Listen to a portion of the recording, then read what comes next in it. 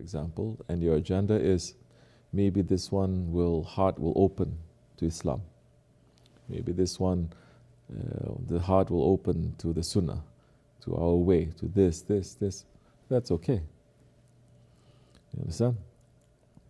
But you are not going to, how you give without an agenda, you are going to give but not expect anything in return.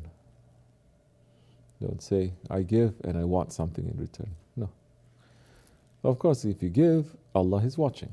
There is a situation that happens. But you give also not because you want to show off. You give also not because you want praise or something, but because you have to do it.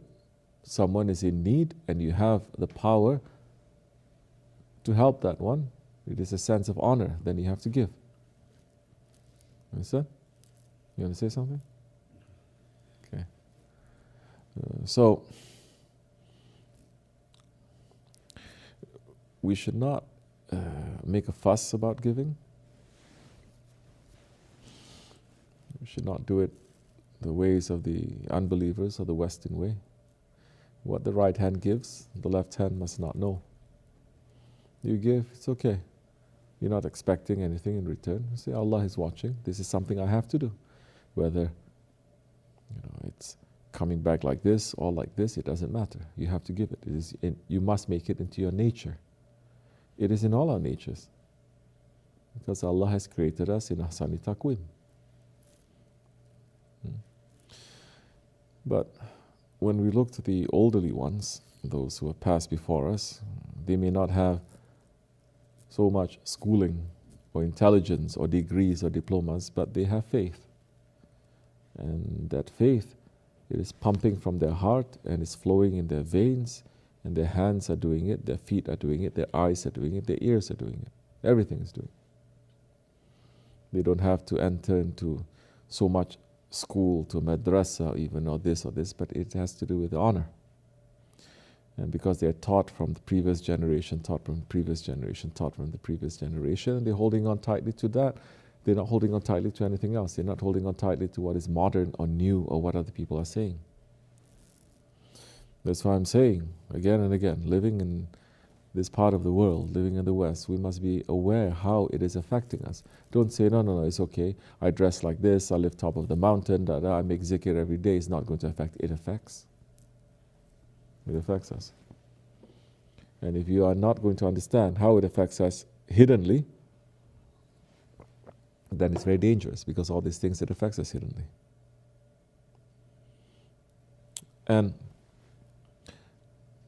how are you going to know? Watch yourself. Am I behaving like this, the way that everyone else in this society is behaving? Like what, for instance? Simple things. What we're going through in our daily lives here.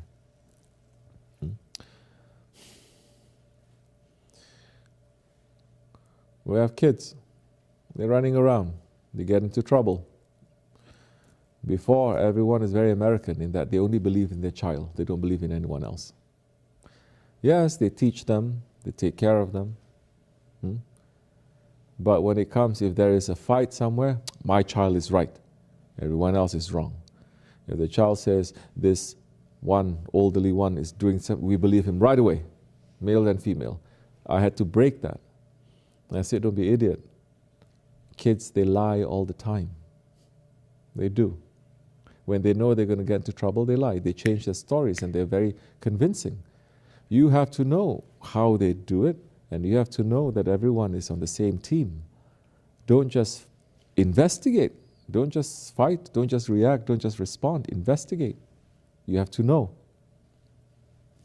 And even if something is being done, what are you going to do? You're going to ask for revenge? You're going to ask for justice?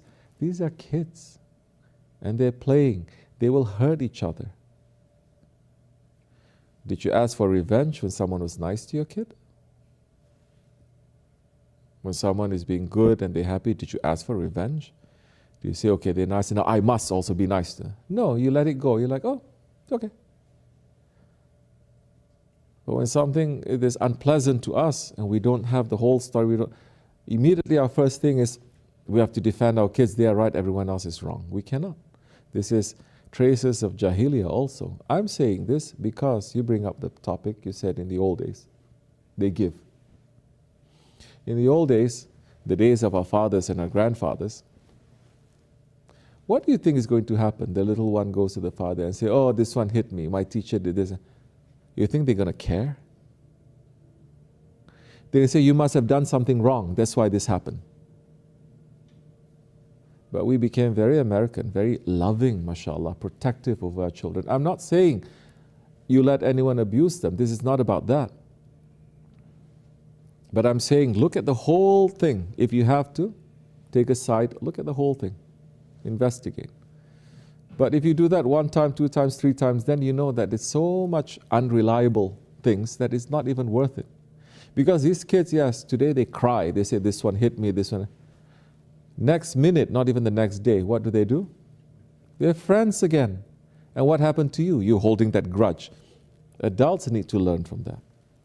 Adults are keeping that grudge. No, this one did. I remember. I remember. And they don't let go.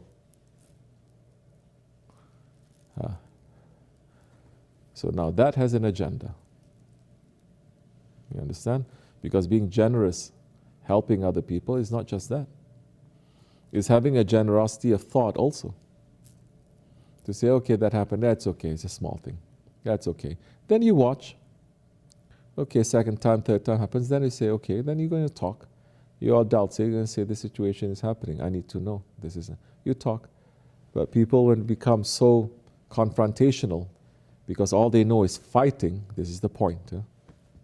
If all you know is fighting, the one is, let's say one person, he's today we're saying MMA. Before you say he's a wrestler, let's say. If all his life is wrestling, then that time, if all his life is fighting, because that's what he does, then he's going to look at everyone also as an opponent, right? Every interaction is also going to be kind of like wrestling. He's going to fight too. Yes or no? Does that make sense? And what our forefathers are saying, they know this. That's why they say don't get stuck in one thing. You do that, you have to come for zikr. You have to soften your heart. You have to attend mawlid. You have to do this. So you balance both. You get everything in there. The Ottomans are saying even if you're a butcher, they don't let you to continue being a butcher for, let's say, 40 days. After 40 days you're butchering, they say, now you have to take leave, you have to go be a gardener. Do something. Why is that? Because if you're exposed to just blood and meat and chopping, it becomes part of you. And then it's a very violent thing. Then they say, now stop that before your heart is diseased and it overtakes. Now you have to go and learn what it means to help something to grow, to give it time. Learn what it means to step on the earth, not just blood and other things and meat. So now the spirit will be a bit more comfortable. The spirit can fit into anything. But if it is, you are only confining it in one way, then it becomes very choked and it's not good for you. So now you have to balance it in this, and this, and this. You live in a Jamaat, it will balance you. One person is like this, the other person is complete opposite. This one is like this, is like this. So it's stretching you, it balances you.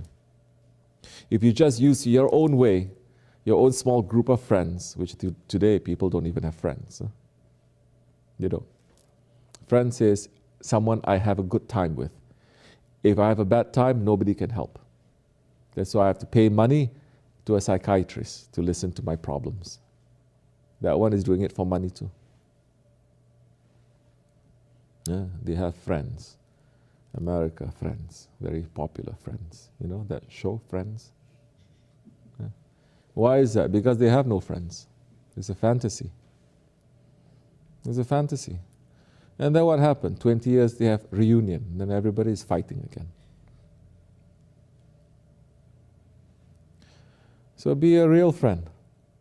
You go through ups and downs, like a family, but you don't let go. And you don't let that to stain your heart. So that time, you're going to do things with more ikhlas. Because you say, no, there has to be something else, there has to be something else, there has to be something else. If there's a real problem, no reason for confrontation too. You pull it aside. You say, okay, now there's a line there. We give some distance to each other. Why you have to fight? Today people, they don't know how to handle disagreement. They don't know how to handle confrontation. Something disagree, they have to scream and shout. Something they see they don't agree with, they have to scream and shout.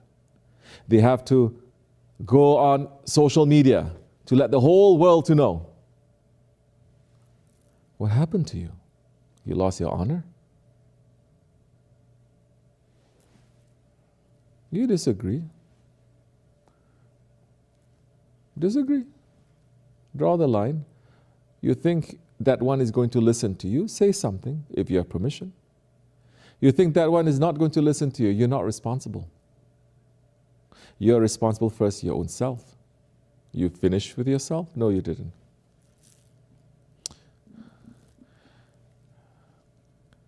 But they take it on themselves now to go correcting people. If it's not for you, you should not. Especially when you enter into tariqat now. You don't interfere. In the Dergah, you don't interfere. Someone is doing something wrong, take that as a lesson, but you don't tell them what to do. There is only one teacher. There's one doctor. The nurses see something, they report to the doctor too. And those nurses, they are in obedience to the doctor. They're not disobedient ones. But people are so used to correcting and jumping and saying things to each other, then now, same school, there is a teacher, there's a professor, and everyone else is teaching. If everyone is teaching, who's going to learn? So you don't know how to handle this. Don't. You see, even Allah subhanahu wa ta'ala, He lets so many things happen without any interference. There is a time. So something may happen in a group. Things always happen in a group or in a Jamaat or in a tariqat. Something always happens. Take that first as a lesson. First you say this one is doing something wrong. No, my eyes are wrong to see that first. Then you say he's doing something wrong again. I don't know. It's not my business. I must be busy with myself.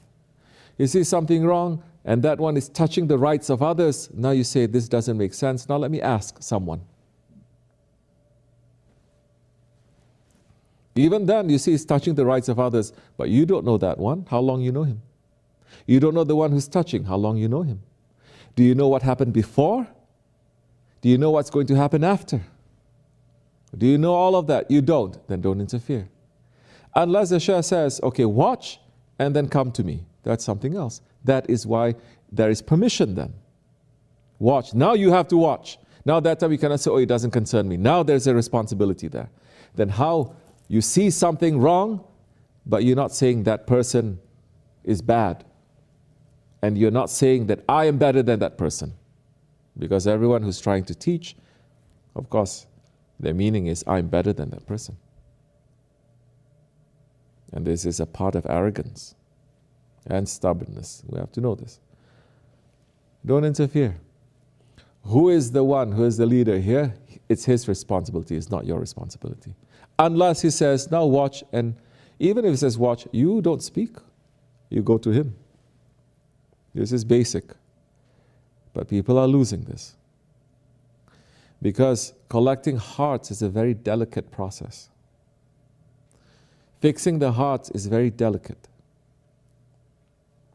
The surgeon is the one who is doing it. Even if he has 20 assistants, he's the one who is doing it. Everyone must listen to him. It's very delicate. Tariqat is very delicate. You don't just interfere and you say, well, what about this? Cut this, patch this up, open this. Because I see it's wrong. You're not seeing with your Shaykh's eyes. If he's not saying anything, don't interfere. If he's asking you, say, this is what I see. I don't know. Don't assume this is wrong and I'm right. We have to learn step by step these things. Then that time we can balance things and we can fix ourselves and we can always take lesson. Otherwise, we're not going to take lesson. 20 years in tariqat, you're not going to take 2 steps because you always think, I'm better than others. Everyone is making mistake. Yeah, I'm the worst one. That's lip service. But if anyone touches you, you're the first one to defend yourself. And we're here in this way, in this Jamaat, in Shaykh and this Jamaat, for our ego to get knocked wall to wall. We're not here for the Shaykh to praise you. You do something wrong, the Shaykh is going to say. As the khutbah is saying, as Shaykh Effendi Shaykh Maulana is saying, turn right, turn left. And if you are saying, I took bayat because I fell in love with you, but don't you dare tell me what is right and what is left, then you're not ready. Then even your love is fake.